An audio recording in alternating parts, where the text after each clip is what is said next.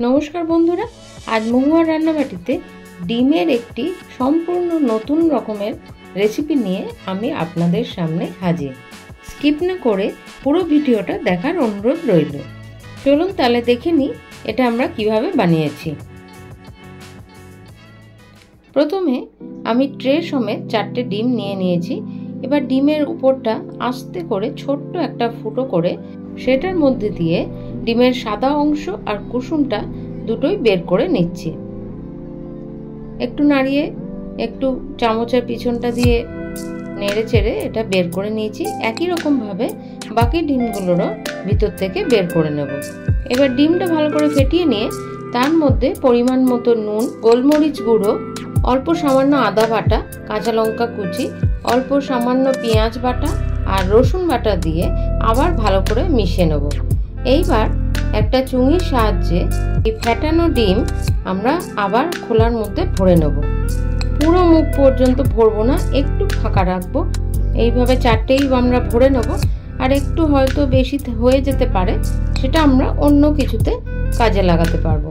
এইভাবে ডিমগুলো ভরা হয়ে গেলে তার উপরে একটু আটা মাখা নিয়ে এইভাবে চাপা দিয়ে দেবো।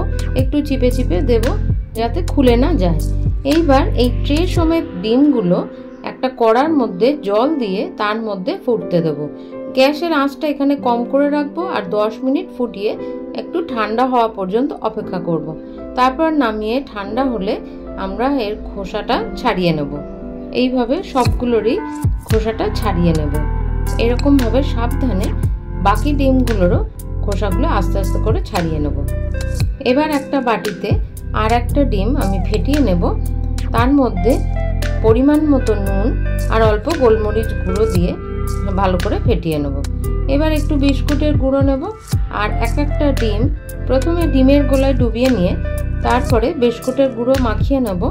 এরপরে আবার এটাকে ডিমের গোলায় ডোবাবো আর এইরকম ভাবে ডবল কোট করে নেব বিস্কুটের গুঁড়ো দিয়ে। এইবার কড়াতে তেল গরম হতে আমি দিয়ে দিয়েছি।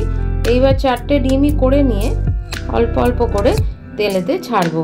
এখানে গ্যাসের আঁচটা একটু কম করে রাখবো আর দু পিঠ ভালো করে গোল্ডেন ব্রাউন করে ভেজে তুলে নেব। বাকিগুলো এইভাবে ভেজে তুলে নেব।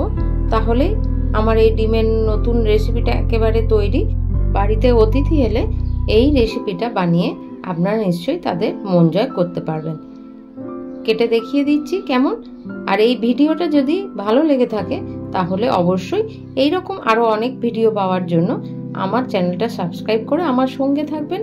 ভালো থাকবেন, সুস্থ থাকবেন। ধন্যবাদ।